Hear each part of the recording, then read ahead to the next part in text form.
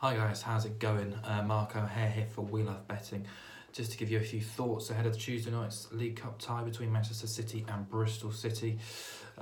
City, of course, on course for that unprecedented quadruple at the moment. They come from behind victory against Burnley, 4-1 winners. That means they're now unbeaten in 26 league games this season, and it's 32 games and 260 days since they were last beaten in the league or either domestic cup. Really impressive stuff. Interestingly for me from the weekend, Pep played with one or two tweaks, more or less his first choice team against Burnley, and he had made it before Burnley's match abundantly clear that he was willing and able to make basically rotate his team with two cup ties coming up this weekend after a very heavy festive schedule, and let's not forget they play Liverpool on Sunday in a big Premier League game too. So if he didn't make too many changes on Saturday, it might be possible that he makes a couple more for Tuesday night against Bristol City. Kind of obvious, really, if you look at it that way.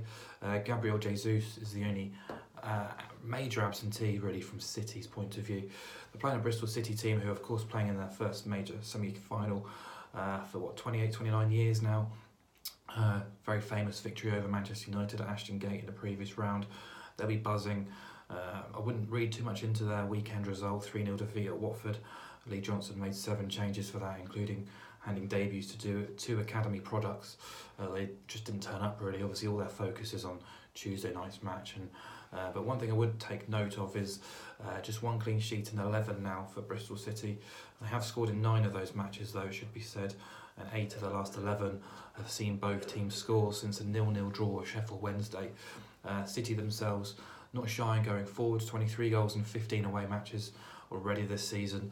Now fancy the chances really of scoring against a City team that could make a couple of amends but at the back, and they've already conceded to the likes of Watford, Stoke, West Ham and Southampton here at the Etihad, and indeed 5 of the last 7 wins at home have seen both teams score. Just on the goals trail as well, Pep's team, we know how good they are going forward, averaging just over 3 goals per game at home in the last 14 games. So immediately I'm looking towards the over 3.5 goals market. I think that's probably my nap in this match.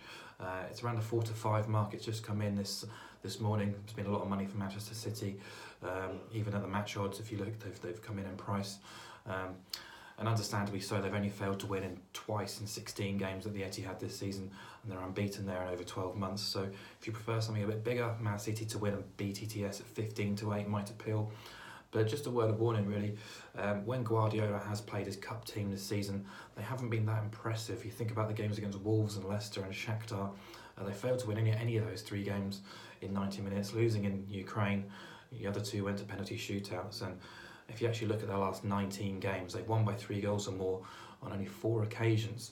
And on those periods, they were at pretty much full strength. So if you think they're going to make a couple of changes, there might be a bit of mileage in Bristol City +3 on the Asian handicap at 9 to 13. I'll be getting involved at that price.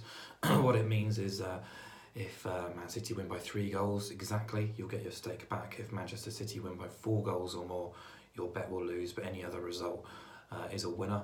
I think there's decent value in that. And if you combine everything I've just said really about goals, City's potential changes and leaky defence, really, combine all of it, you got the 3-1 correct score to Manchester City. That's 11 to 1, which might be worth a £5 or so. Anyway, there's my thoughts on the League Cup tie. Hope you've enjoyed, and I'll try and do something similar for Wednesday night as well. Best of luck.